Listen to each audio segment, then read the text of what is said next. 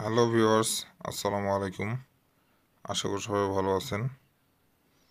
আপনাদের দোয়ায় আল্লাহর রহমতে আমি অনেকটা ভালো আছি। তো ভিউয়ার্স, বরাবরের মতো আজকে আমি আপনাদের মাঝে আবার একটি বশীকরণ ভিডিও নিয়ে এসেছি।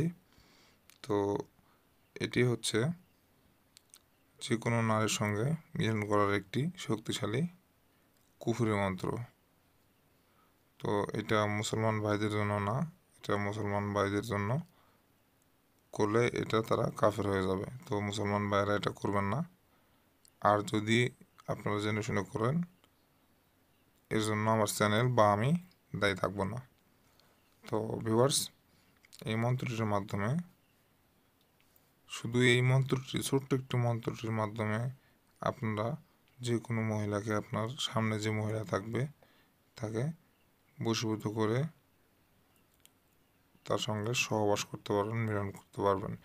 আপনাকে কিছু বলতে হবে না, সে নিজের ইচ্ছায় আপনাকে সব কিছু বলবে। তার মধ্যে যৌন উত্তেজনা এতটাই বেড়ে যাবে যে সে মুখের কথা, মানে এক কথায় কী বলবো, মনের কথাটা মনের ভিতরে রাখতে পারবে না। আপনাকে সে নিজের ইচ্ছায় বলে দিবে আপনার সঙ্গে মিলন করার কথা। তো ভিউয়ার্স, কাজটি কীভাবে করবেন আমি আপনাদেরকে ভিডিওর মধ্যে বলে দেব। পুরো ভিডিও দেখবেন। আর আপনাদের একটাই অভ্যাস, আপনারা ভিডিওটা পুরো দেখেন না, টেনে টেনে দেখেন, দেখে বলেন যে ভাই কাজ হয় না, এমনিতে এসে বলেন ভাই এটার নিয়ম কি ভাই, এটা কখন করবো ভাই, কীভাবে করবো ভাই। তখন ভাই খুব কষ্ট লাগে যে আপনারা পুরো ভিডিওটা দেখেন না, না দেখে আপনারও সময়ের দাম আছে, আমারও সময়ের দাম আছে।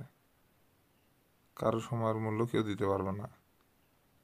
এই যে আপনাদের জন্য যে 5 মিনিট একটা ভিডিও বানাচ্ছি, মানে আমার জীবন থেকে 5টা মিনিট হারিয়ে যাচ্ছে। আপনি দেখতেছেন 5 মিনিট, আপনারও জীবন থেকে 5টা মিনিট শেষ হয়ে যাচ্ছে, মানে আপনার লাইফ কমে যাচ্ছে।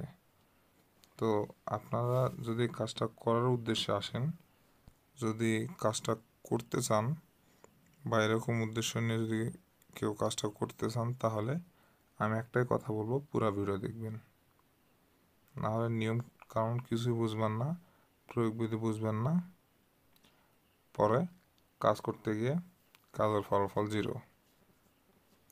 তো ভিউয়ার্স, আপনারা আশা করি পুরো ভিডিওটা দেখবেন।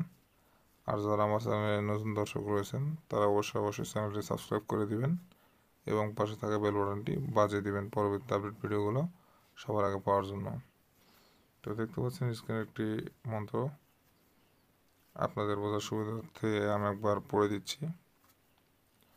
নমস্ত বন্দি চলে আয় বলছি, অমুকের কন্যা বা পুত্র বর্ষাং সরস্বতী দিব্যি চলে আয় ইবলি। আমি আরও একবার বলে দিচ্ছি, কারণ মন্ত্রের উচ্চারণ শুদ্ধ হওয়াটা একবারেই প্রযোজ্য। মন্ত্রের উচ্চারণ যদি আপনাদের সঠিকভাবে না হয় তাহলে কাজ হবে না। এর জন্য আরও একবার পড়ে দিচ্ছি। নমস্ত বন্দি চলে আয় বলছি, অমুকের কন্যা বা পুত্র বর্ষাং সরস্বতী দিব্যি চলে আয় ইবলি। তো এইভাবে আপনারা এই মন্ত্রটি 11বার পাঠ করবেন। আপনি যে ব্যক্তিটিকে, মানে আপনার কাঙ্ক্ষিত ব্যক্তি, আপনি ছেলে হয়ে থাকলে মেয়ে, ওই মেয়ের সামনে গিয়ে এই মন্ত্রটি মনে মনে 11বার পাঠ করে তার শরীরে ফু দিয়ে দেবেন। 3টা ফু দিবেন, তাহলেই আপনার কাজ হয়ে যাবে। আর যদি এমন হয় যে অনেক দূরে আছে, তাহলে আপনি বাতাস মুখে দাঁড়াবেন। দাঁড়িয়ে যে বাতাসটা মনে করেন যে পূর্ব দিকে থেকে পশ্চিমে যাচ্ছে, তখন আপনি পূর্ব দিকে দাঁড়িয়ে এটা বলে 3টা ফু দিবেন, যাতে বাতাসটা ওই মহিলার শরীর পর্যন্ত পৌঁছায়। আর দেখতে পাচ্ছেন অমুকের কন্যা, এখানে অমুকের কন্যা বলতে এটাই বোঝানো হয়েছে বাবার নাম দিতে হবে আর মেয়ের নাম, তাহলে হবে। দেওয়ার পরে আমি আবার বলে দিচ্ছি, অমুকের জায়গায় মেয়ের বাবার নাম, আর কন্যা লেখা আছে এখানে ওই মেয়েটির নাম। মনে করেন যে রাজ্জাকের মেয়ে রোকেয়া, এভাবে বলবেন, রাজ্জাকের মেয়ে রোকেয়া। আমি আপনাদেরকে বুঝিয়ে বলে দিচ্ছি কিভাবে মন্ত্রটা পাঠ করবেন। খাতায় দরকার হলে লিখে নেবেন, স্ক্রিনশট নিতে পারেন।